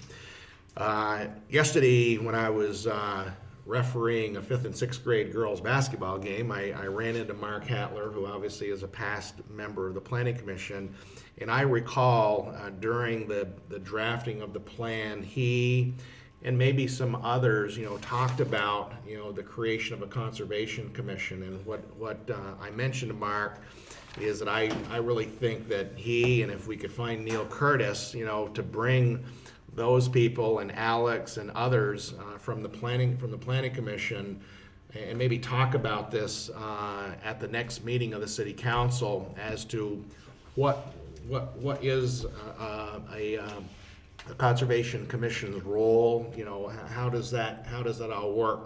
Because it really is, when you read the statute, it's, I don't want to say that it's, you know, similar to a planning commission, but there are some similarities. It's a permanent commission with duties and responsibilities and advisory role, and they participate in, they have Act 250 standing, if you will. All right, so it's not a simple little committee. It's a very serious commission. So what I would suggest is that you not, I mean, I certainly can you know, fairly easily write an article for Joan to put in the annual meeting, but I think, you know, I think the city council needs to have a serious conversation about this commission, and and we're kind of running out of time. If it's going to be on if the creation is going to be an article,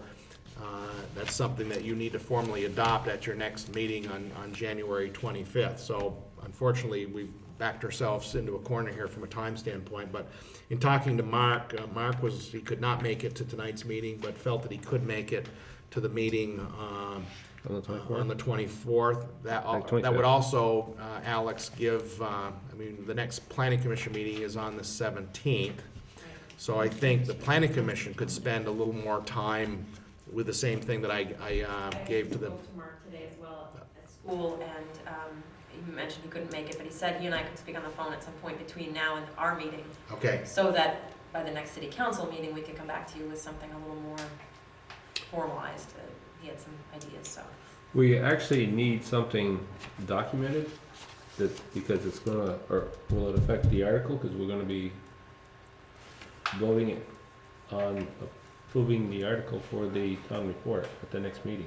So Adopting the warrant. adopting the warrant. Yeah, I mean, like I say, I feel bad that I didn't find this a few months ago. So, you know, if the, yeah, because I feel like the city council is somewhat put on the spot here, you know, of like, you know, does the city council include this in an article for the voters to approve? I mean, it is in the plan to create it, all right? And, you know, it's obviously when you have a plan that's 82 pages long and 133, you have 133 policies, you know, you're not expected to grab title 24 and read section such and such to clearly understand what it is. So I feel bad that, you know, because I'm not pressuring you. I mean, the plan says that you're going to create one.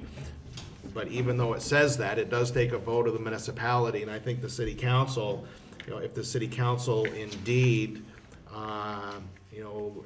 wants and feels that we should have that, then it moves forward with that. But I don't think you're compelled to do that in a hasty manner. Randy? I'd like to make a motion to table this to our next city council meeting so that Mel has the time to pull information together for us. Second. Well, let's ask some questions first so we can get the information for some of us. We have a motion and a second. It's open for discussion. Yes, Ziggy? That's, There's some stuff here that I'd like to have you check on, because I have concerns, and maybe then you can, look it up for me. But I know way back, when you and I were on this board, this was brought up once before, way back in the Developer Review Board. And I think on this town plan, we probably didn't, you can't read from word to word, but it probably should have been review, maybe, doing this creation of conservation, because this thing, to me, I can see problems down the road on this. Let me ask you something. If somebody issues a building permit, are they gonna have to go get this group involved also? Say you issue a building permit for something? Will they have to be put on notification and they have to look at it? It all depends on how their rules are. If you look in here, it enables a conservation commission to establish their own rules.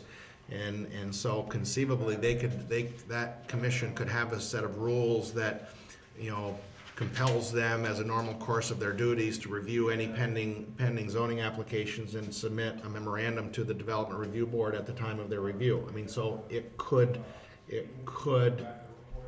adopt that rule and have that occur. All that would have to go through the city council to be approved first? No. No? It says it makes sense. Okay, They adopt their own rules. okay.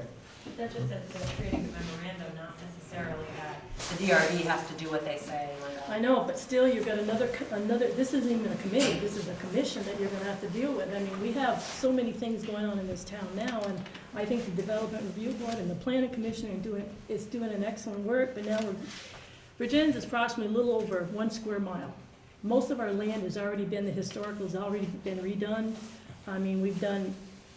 All we have now is like over by Job Corps now. We wanna spread our manure.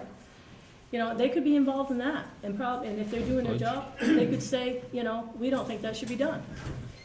It's like every time we make another committee or a commission up, it's like we have more obstacles for some person just wanting to build a house. You could have your, like out here, the buildings, where they got permits to do that development.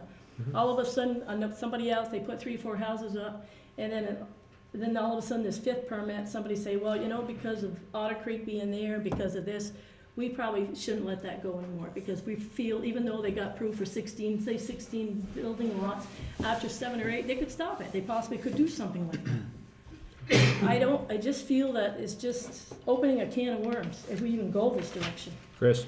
I was just gonna ask Alex, what prompted you to put the development of a conservation commission in the plan? I actually wasn't on that. There you Wasn't go. that- It was before her. It was before her And that's why I mentioned, You're not on the Christine, hook. I think that, we could, Alex is put in a tough spot. She inherited the plan and then became chair, all right? So she's really in the implementation part of a plan that she was not a party of writing, okay? So that's why I was thinking, that the planning, for the planning commission to go back and discuss that. Obviously, Jason Farrell was on the planning commission, Ivan was on the planning commission, Cecile Gibo was, and that's probably it for the people on Alex's current board.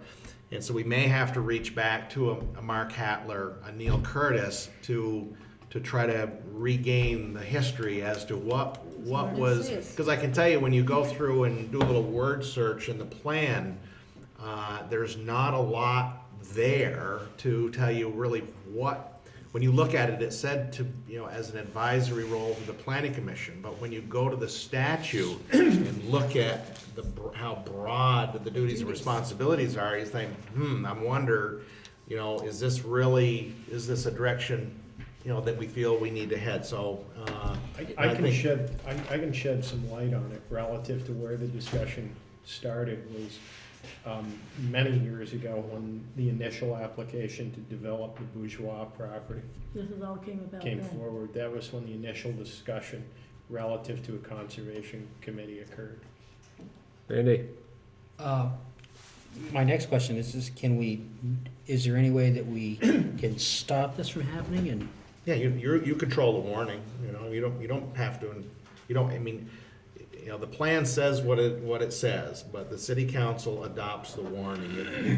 If the city council says, we're not ready to put this on the ballot for 2011, if that's, you're the ones that approve the warning, so if you don't, you don't, and the plan sits there. But the plan doesn't have a timeline on Right. this particular item. Some Right, of could them happen do again. say within a year or whatever, this one doesn't. And while I believe in a conservation commission, I absolutely see where everybody feels a little blindsided because it's not what everyone thought. And so I think that taking a step back and maybe revisiting this in a year, when everyone has had a chance to get research up to speed, I think we should talk to all of the area towns who have them. What's working about it? What's not working about it? Yeah. And we haven't had that chance, and we won't in 2 weeks. We won't have time. So I think that's really a good, is to not have me write this, because I get the feeling that you're not gonna get all these questions answered on the 24th I don't or 5th. And so therefore, let's keep it on the agenda, but have it be a topic where everybody gets much more That's- comfortable and knowledgeable Right. about, I would I rather have a table it for a motion. year than have it disappear. I have a That's my- motion and a second to table it for the next meeting. Would those two people mind withdrawing that and I'll submitting rescind it? We'll come up with another motion? Who second, David, you? Or you wanna hear what the second motion is? Yeah, you're the second. Well, I'm looking to push the date out further, because as Alex is saying and Mel's saying, no way can we get this put together to get the information we need to be smart about what we need to do here, no matter how we go. it still needs to be taken. I think we table it. Instead, Table it. bring it back and say that. Oh, yeah, you can table it and then, but I don't want them spinning their wheels thinking that they're gonna be presenting Oh, no. next I don't meeting have any when sense it's that not, that's it's gonna not gonna, happen. we're not gonna be ready for it, so. And some I people just- will be unhappy, the folks like Mark who really think this should have been done, forever ago, but I think if we're gonna do it right and we wanna have everybody on board and everybody have the right information, we need to take the time to do it, so. I just don't think it's a wise idea to add another level of bureaucracy. I've had experience with two different municipalities that have conservation commissions, neither of them in Vermont. And what I would say about them is they work about as well as the members of That's right, the that's on the board. board. Because in one instance, in one municipality, it's used as a club, essentially. And there's a lot of other issues in that, and it's not in Vermont. There's a lot of other issues in that municipality where I've had board members will say, they'll say, well, I'm gonna vote against it just simply because I don't like it, and that's the way things work in this place. But in another instance, it's actually, I've seen it be helpful in terms of leveraging funding to redevelop otherwise undevelopable properties. So, it can work very well, or it can be, in the case of this one specific place, an impediment to the point where no one is doing anything to their property, period.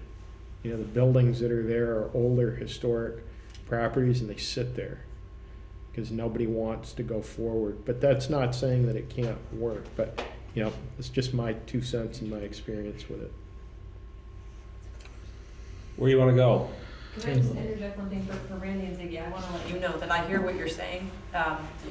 It's a red tape concern primarily, if I just boil it down to nuts and bolts, and I hear that. And so I want to make sure that when we're moving forward, we're hearing the concerns of all sides.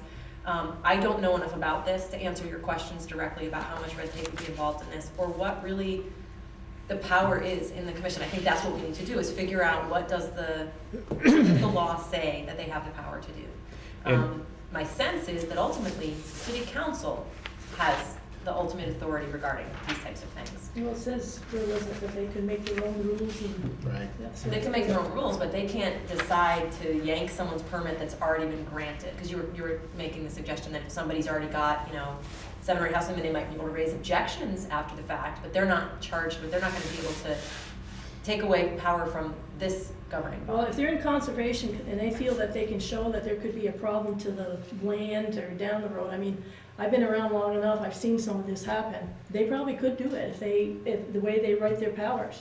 And it's just like, and this is what started it way back, is when that development went in, and I think Mark was involved in that, Yep. no offense, but he was there, and it was like controlling. I think that what it is basically, the original discussion was a reaction to what arguably was a bad application for that property. The initial application, which I think it was Harrison Concrete, they wanted to put, 200 units. 300 units over there. And it would have been a ghetto, basically. Very low quality construction. It looked awful. Nobody wanted to see that. And so, essentially, we didn't really have, our toolbox really wasn't full at that point, so, the discussion relative to, Conservation Commission, and I was on the board at that time along with Mark, that's really where it came from. But I think that and again, they can work well or they can not work well, it's. I view it as possibly if they could do it, design it so that you have so many members of DRB and the planning commissioning on this commission, then you have that same group that is the steering committee, so they all has the common goal, and you're not creating some unnecessary bureaucracy. You're already living to a bunch of regulations that are already set Well, that was the forth. question I had, and we'll have maybe on those offhand. But the I'm not looking at developers- what you all are looking at, but both the PC and the DRB are staffed with folks you all appoint. Yep. Mhm. That's going to be the Conservation Commission as well, which I assume it would be based on the precedent. That's something to But consider if we as already well. have them, why do we have to make another commission to use the same people again? Well, we really don't, and we really shouldn't. And I'll tell you why, because if we go forward with a Conservation Commission, it shouldn't be people who are on the DRB, and it should not be people who are on the Planning Commission, because it's very, very likely that that if we had a Conservation Commission, that the interests of that body would very quickly be divergent from the interests of the Planning Commission or the DRB.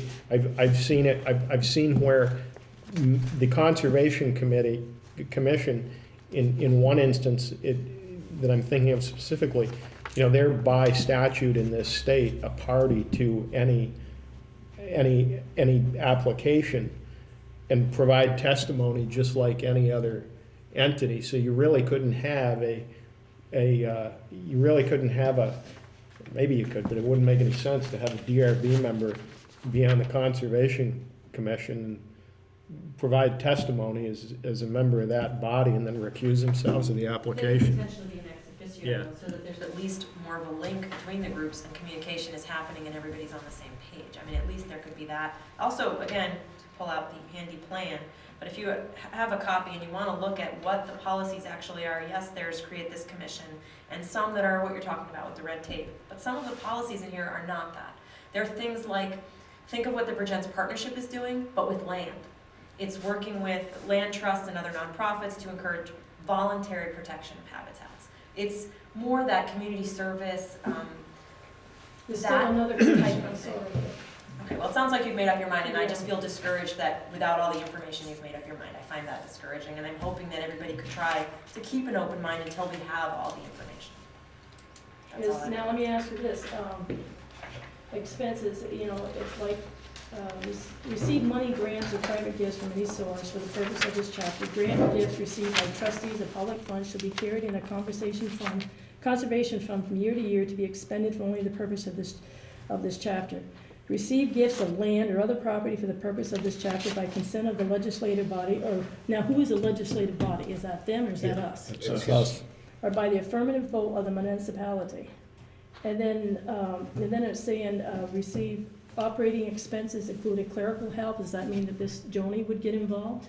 No, it means you'd budget more money to hire To somebody. hire somebody. Yeah, That's what I'm asking. It's like, Come on, you know, right now, that's what Alex is saying, I mean, I staff, if you will, the planning commission and the development review board, you Right. know.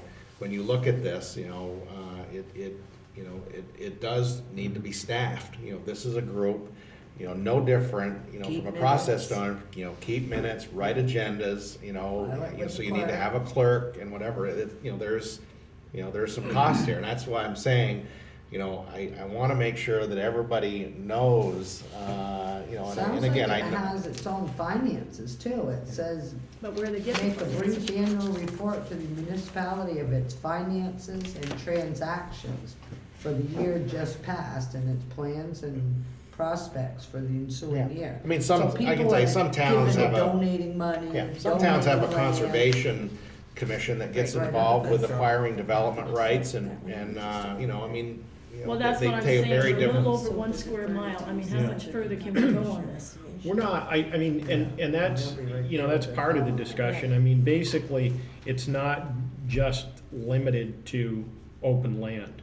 You know, essentially, you know, if you read it, it talks about structures, and, you know, not just what everybody thinks of, which is, you know, a farmer has a, you know, piece of property that, you know, they'd like to conserve and like to remain open. It's not necessarily what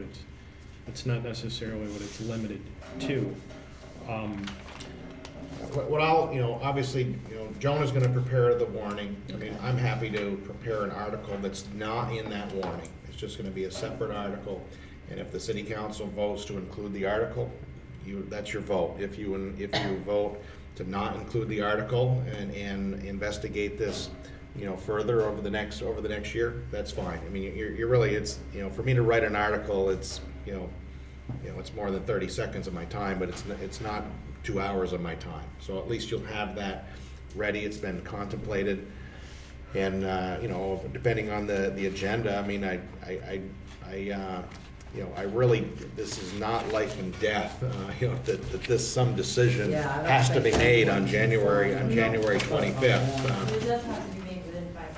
This is a 5-year plan, which we're well past 1 year into now. You know, Chris, you asked a good question of kind of what were we thinking, and I can't answer because I wasn't on the board, but I would throw that back to you all a little bit. I don't know which of you served on when this plan went through, but while there's the question of what the statute allows, all these other policies are very clear. So if you all don't agree with them, I would ask you to think about, is it fair to retroactively go back and not implement policies that you voted to adopt? And I know that might be a little bit contentious to say, but it has to be said, because I have to go back to the planning commission, and people are gonna be angry with me if we don't have a conservation commission at some point in the very near future. 5 years, that's the plan. So I have to say that, and I apologize if that's offensive in any way, but. I think, you know, and again, I mean, it would be, I think it would be useful to also have Mark Hatler here, because Mark has had an interest in that, and, you know, certainly, again, I mean, they either work or they don't, you know, and it depends on the people. But one of the discussions that occurred at the time that really didn't go anywhere, was with regard to trying to start something that would go beyond Vergennes, you know, and we've had a little bit of discussion because, as Ziggy's pointed out, I mean, you know, we're pretty much done in the city of Vergennes, but we're not done in terms of the northern tier of Addison County. And you look at, you know, some of the projects that have occurred recently, you know, on our periphery. Solar farm, for instance. Some people like it, some people don't, you know. The dollar store, some people like that, some people don't, you know. But those are the type of things that. This maybe is a time, maybe we could get other towns Well, involved. exactly, and I mean, you know, there've been, I don't know, over the past 20 years, there've probably been 20 some odd meetings about trying to get some sort of a consistent vision for the northern tier of Addison County. You know, just like, I mean, we have regional planning, okay? You know, regional planning has very little authority relative to anything other than review of the municipal plan and zoning regulations. I mean, that's basically it. I mean, the regional planning, you know, can weigh in relative to development issues, but, you know, I think that the main issue is that, you know, the types of things that people would like a conservation commission to do. Yeah, I've had plenty of people call me, you know, about the solar farm. I think it's a terrible idea, you know, what the hell are we gonna do about it? I'm not gonna do anything about it, because it's not in Vergennes, you know? Dollar store, you know, and it's the same type of thing, and so I think that there's a real opportunity, and I'm an ex officio member of the planning commission, and I've encouraged and also been encouraged by some of the interaction with the other municipalities. But that's really the place that a conservation commission could have some impact is, you know, I mean, it's only a matter of time before somebody resurrects the bypass idea, you know, for the 57th time. And We definitely aren't gonna come to a decision on this tonight. We know that we wanna at least table it, whatever the duration of time of tabling it is, so we can get additional information. By the sounds, it doesn't sound like, I mean, Mel could put together something. I don't know if that wouldn't give Alex and Mark the opportunity to do a fair presentation. So I don't know if we're really trying to rush something in one respect, not get enough of the information so that we wouldn't necessarily make the right decision. So I almost was trying to lead to table this far enough out so that it does not make this year's, but then put it into, you know, March timeframe, so that we can get the information that we need. Alex first, Randy second. I was just gonna suggest that we do it after town meeting, so that you all have, that's a big project, there's a lot going on with that, and then we revisit it then, it's kind of a new year in a way, and we start fresh, and we can really put together all the information to answer all the questions. Sure. I'd like to withdraw my motion to table, I'd like to remake the motion to table it until the first meeting after town meeting. Accept that? Yep. David seconded So that? that's a replacement motion, Joe. That's a replacement motion? Oh, Ziggy second. Oh. Second. Oh, Okay. Ziggy? Yeah, second. Okay, she did. No further discussion allowed? All those in favor? Aye. So carried. We won't even ask for any nays on that one. All right, Mel, we're gonna go right to you. Yeah, I'm gonna burn my way through 6 or 7 topics. First off, Joan and I and the staff are real busy getting the annual report together. A reminder, Mayor, and a reminder to myself that the deadline is coming soon. You know, obviously, once the city council adopts the warning, presumably after your meeting of January 25th, we would then bring that camera-ready document to the printers either the next day or the day after. Second item, want to let you know, last week I met with Bruce Bushy and Mike Burke of Green Mountain Power. The mayor wasn't in my office, but I burned up some cell phone time so that Mike could participate. And what we'd like you to do is to take a look at 3 streetlights that have gone up. What this is about is changing streetlights from mercury vapor to LED. And Green Mountain Power actually has put up 3 of those in the city that we know about. One of them got swapped out today right across from City Hall from a 250 watt mercury vapor to some other number. It's called About a 63 or 72 watt. And there's also just below Riverside Apartments is another LED, which is a smaller. Basically, the mercury vapor that was across from City Hall was a 250 watt mercury vapor, and it got switched out with some other level. I think it's a 40. They call it a 40, Mike. You got the 20, 30, 40, 60 or whatever. But anyway, that one got replaced with one of similar amount of light, and again, just below Riverside Apartments. And then over on West Street, I'm going to say is a typical street light, which is typically a 100 watt mercury vapor. If you're on West Street and if you were to just turn into Goodrich Corporation. The first street light that you come to has been converted into a 20 version LED. So in your travels, if you want to go look at these lights, they are quite different. They're a true cutoff light, but take a look at them. It's something that we're looking at. As Mike says, that well, we don't know where the money situation is. It's really too early to tell at this point. In part, as Mike talks about it, it's an opportunity to reduce our carbon footprint, and it's an opportunity for Green Mountain Power to do lighting with less electricity. But it's premature really to talk about money. They really haven't squared that away. Lots of municipalities have adopted a policy where when a street light burns out, they're always replaced with LED. But then you go to Waterbury, and Waterbury Village, wrote a grant with some federal energy thing, got $56,000 and replaced the entire village. So we really don't know at this point. This was just a meeting that at Mike's encouragement to get Green Mountain Power and have a much better understanding of what our options are. So we'll give you some more news, but in the meantime, go take a look at the three lights. Before we get off that, I just have to explain a little bit about the light itself. There's something called dark sky compliant. That means from the sides of the light, up the sides of the light into the sky, you don't see light. It's all down on the ground. Where a lot of our street lights have the globe that hangs down, and that broadcasts, you're still going to get the same broadcasting of light, but it's not going to wrap around and go back up. It's a much better light. It's a whiter light, and when you see a black car, you know it's a black car. You don't know if it's a dark green car. You know what color you see underneath that light. Next item I want to talk about is the skating rink. There was something there has been put on our website. I've hired 2 of our firefighter cadets. Actually, we have 2 firefighter cadets. I hired both of them.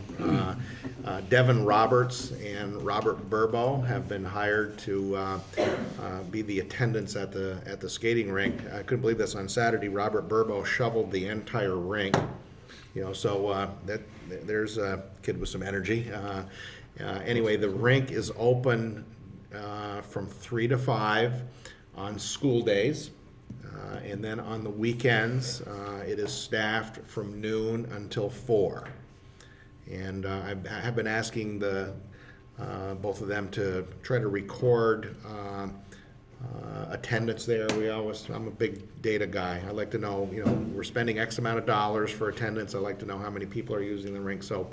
I sent an email out to everybody, so please get the word out that that's open, and so that parents know that if they want to send their kid to the rink, there's supervision there during that schedule. The next item, just to let you know, something that's going to be headed your way more than likely at the next meeting is the Planning Commission entertained a request from Craig Newton for a zoning district change involving his property on Meigs Road. Craig and his wife own a property that at one point was an office use related to Feed Commodities International. Craig later sold Feed Commodities International, and they ended up consolidating their office function in Middlebury, I believe, and so therefore it left that building vacant, and Craig has not been able to find a tenant, and so he approached the Planning Commission about the possibility of converting his property from industrial/commercial to residential/limited business district, and the Planning Commission agreed to proceed with a public hearing, which is on the 17th, for that change of that property and the other 2 residences on Meigs Road. This property is located at 70 Meigs Road, but the other 2 properties, one at 72 and one at 74. So it would create a 3-parcel residential/limited business district, which would allow Craig to obtain a zoning permit to have either a 1 or 2 family dwelling. So if the public hearing will be held on the 17th, if it closes and the Planning Commission takes action, then that would be an agenda item for the city council to, in essence, receive that information from the planning commission and set a date for its public hearing. Unlike city plan amendments where the council is required to have 2 public hearings, for zoning changes, you're only required to have 1 public hearing. So I just want to give you a little background on when that What's the comes. time frame if it's approved? We have to go so many days? You just have to warn, you have to have a public hearing, and all public hearings have to appear in the newspaper at least 15 days in advance of a hearing. So your hearing, might be able to be held at the end of February, Yeah. something like that. Next item, I mentioned to you before about how I had a pending equalized grand list appeal on our January 1, 2010, and that has gone on for a little over a year, and I have a formal hearing scheduled for March 4th or 5th, something like that. So that one hasn't even been settled yet, and we got our new notice of our January 1, 2011, got that in December, and had Mike sign a formal appeal on that one. To me, they are certainly not treating the city of Vergennes fairly as it relates to how they are valuing our electric utility properties. I won't bore you with all the details, but it's almost like a bait and switch. The problem is that we end up appealing to the tax department under the education formula. I now really don't feel that I have an unbiased judge, because the way that the tax structure works is that the state of Vermont benefits from denying your appeal. So I just don't feel that it's an unbiased arrangement, but it doesn't stop me from appealing. Next item to report on, I don't think that I've reported this to you, but I'm sure you've read it in the newspaper that the John Graham Shelter did receive its grant for the rehabilitation of the shelter. The grant was awarded at the request of $327,000. This is not one of these payback type things, Randy. This is just a grant and no 50% payback. One of the things that that their board and their staff recognized was, because there is a requirement of so-called project administration, and I told Elizabeth, there's a certain amount of my time, Joan's time, to pay some bills and do this type of thing. And I think what was put in the budget was $1,000 or $1,500. Unfortunately, the board said, you can't provide project administration for $1,000 or $1,500. This is a project. Davis Bacon wages, all of the federal procurements, all this type of thing. And so, Liz and I kind of looked at one another and said, you doing it? Are you doing it? Well, I'm not doing it, and nor is she doing it. And fortunately, their board recognized that there was a real hole in how this project was going to be done, and the state went ahead and went through procurement process to engage a person by the name of Meg Pond, who is a private consultant that does this kind of work. Has done work for Housing Vermont, done work for other types of projects, very familiar with the federal regs. And she's getting a contract down to me to sign, and they are going to increase that grant by whatever that contract is. So that grant will grow from $327 to whatever. I'm going to say it's probably $18,000 to $20,000 in project management that we will see. These are all pass-through dollars.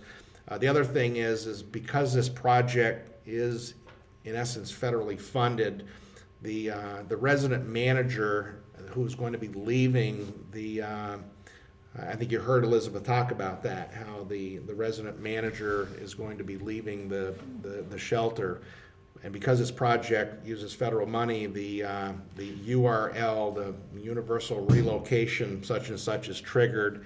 And that's another whole expense to find housing for the resident manager that's vacated as a result of this project. Somebody's got to administer that. Meg Pond is going to administer that URL, and whatever additional cost related to that relocation will also be added to this grant. So it's really been good for Liz that the staff up there have uncovered what the real expenses involved with this project really are, and they're going to be 100% covered. So So I'm having to spend a little more work on the front end of this thing, but it'll be very quickly handed off to Meg. Another item Joan and I talked about today, I think we talked about this today, was about sewer billing. And going back to 1962, the city of Vergennes has billed sewer twice a year, with payments due on May 15th and November.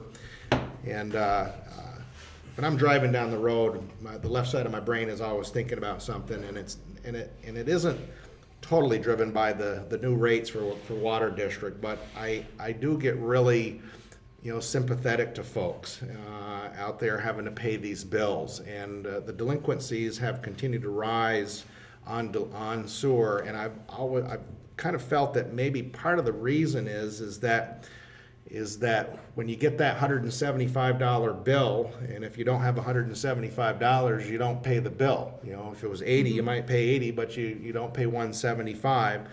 So Joan and I talked about it today, about the possibility of changing our billing system on sewer and have it coincide with property taxes, that it's paid in 4 installments as opposed to 2 installments to, in essence, try to soften that blow.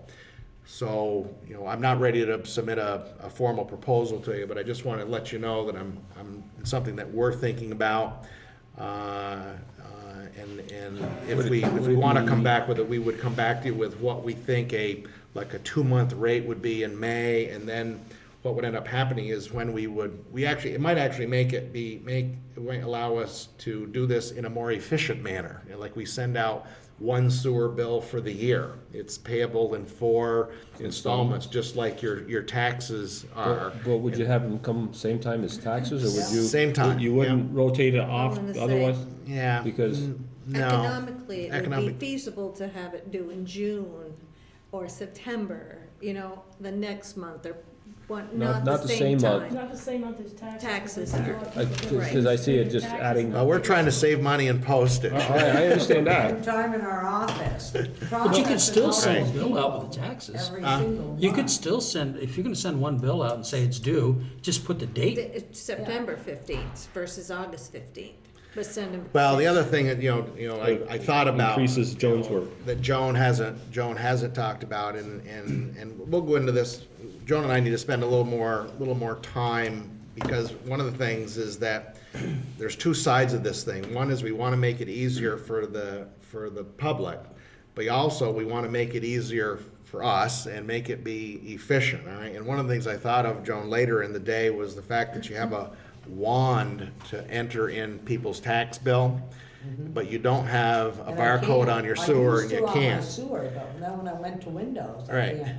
So one of the things, what I need to spend a little time with Joan on is that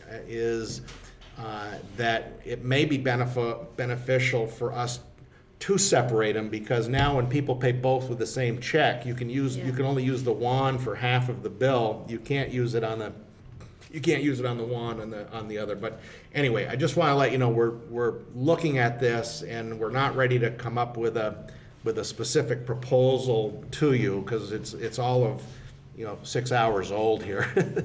But anyway, it'll certainly come to you. I'm going to say well in advance of April 15th, because that's our next billing. So it's just something to think about. But you do tax commercial every month, because I pay. Those would still be sent a bill. Those would still be sent a bill every month. All right. The last 2 items, which are related to one another, I just want to let you know that I did follow up at the last meeting when Cheryl Brinkman was here, but also Steve Rappaport wondered about the brush situation. And I have emailed the Solid Waste District. They referred me to a John Daly up at the state government, and John relayed me to some guy by the name of Buzz something or other, and he's gonna come down, I think, the week of January 31st, take a look at our situation, see if we can get a permit. There's a question whether or not we already have a permit on a recycling center. I think he thinks that they're both on the same site. I just need him to get down here and show him, here's our recycling center, here's our sewer plant.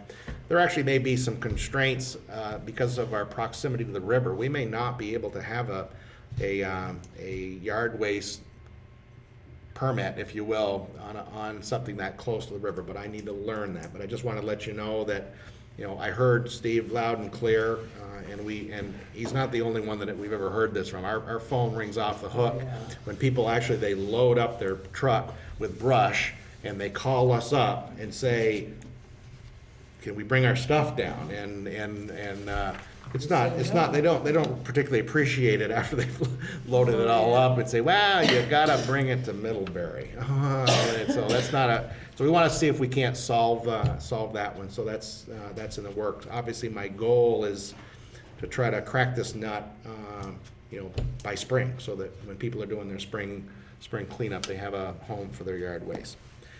Related to that, if you recall, Cheryl talking about the solid waste district having loans out there for interest-free loans. And it just so happened that Carol O'Connor and the road foreman from Addison and the road foreman from Panton have been talking about jointly purchasing a chipper. And it's about $9,000 for a chipper that is run off a PTO to a tractor. And I thought, well, this might be an opportunity, because I didn't budget $3,000 for a chipper. So this might be an opportunity for the 3 towns to tap into this loan fund and purchase this thing and pay for it over, 2 or 3 years. And so they're sending an application to that, and I don't know what their criteria is. I mean, I would think that type of a purchase, because it does relate to solid waste, would be ineligible, but again, I haven't seen the criteria yet. So I just want to let you know that we're in the works on that. That's it, Mike, for me. Okay, thank you, Mel. Move right to 8A, Certificate of Highway Mileage. That's if Joan brought it. I have it. Oh, you have it. I have it. All we have to do is sign it. Is that the original? Yeah. It's original. Okay. I thought it had blueprint. They did. Well, It has Mike's- a yellow Whoops, stick. wait a minute, did I grab the wrong one? Yeah, I think you did. All right, I have it. I will find it. But, right there, There we go. Here's the original. It's two-sided, Okay, too. we just need to sign this, Joan? Yeah. Yeah, No write, motion? write small, because they think Okay. that that every board only has 3 We'll let people. Joe start it and pass it along. Any questions? Does not sign small. Yeah, he's got one of those. As small as possible, Flop. okay? And while that's being passed around,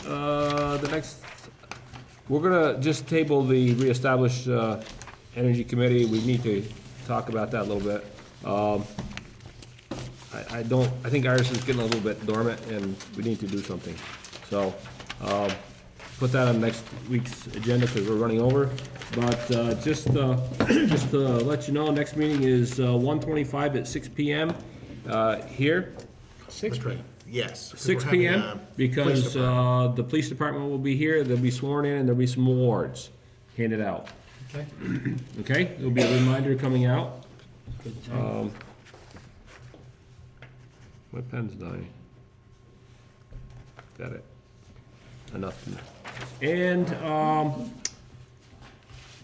an update on the sewer going to Ferrisburg, Denekers. I attended the select board meeting last Monday, and apparently they had said that they turned it over to Tom. Turned it back over to Tom, they didn't want anything to do with it. So, talked to Mel about it, and Mel talked to Tom, and Tom doesn't recall that he was told that. So, we're waiting to find some more information, but, so I guess it's back in our court. And so Tom's waiting to hear officially from the town that it's in his court before we go to our next move. But we're in no rush. So, I thought wouldn't we have to deal with the town instead of him? Well, based on the meeting that Mike went to, which is actually been fairly consistent. Ferrisburg's stance has been fairly consistent. They really do not want to be in the sewer business. I mean, they just, under any kind of an agreement whatsoever. So basically, although I'm the one that talked to Tom, I mean, that, like I said, that hasn't been officially communicated to him, and Tom would then, you know, to me, Tom should go back to the town of Ferrisburg and speak to them to see if that is indeed the case, and if not, then, you know, I suppose Tom could come here and speak to the city council, and city council would decide, you know, however. We'd have to put it to the voters. Yeah. If, yep. Yeah, I mean, we as a body cannot allocate sewer. Without voter approval. Yeah, So without what voter- about any taxes or any refunds we get back on that, or any monetary? I know for a while there was a problem. One of the reasons was for trying to get some monetary for increasing the value of the property, right? Right. So that wouldn't be included in it if we do it this way? It doesn't, that's, I think that you've interpreted that correctly. Okay. Okay. Noel's not here to make the motion, so Chris, you I'll make the motion. do I have a second? But we're stuck. Joe will second it. Meeting's adjourned.